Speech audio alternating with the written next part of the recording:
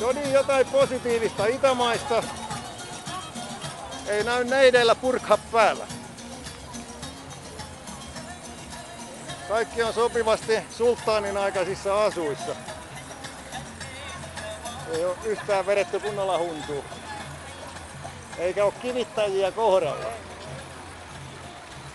Mutta menepäs tommosena tanssiin Iraniin tai Irakiin, niin kivestä tulee. Raaka fakta. James Bond-elokuvista ja kukkaisviikolla voisi mennä näin, mutta ei tule muuten.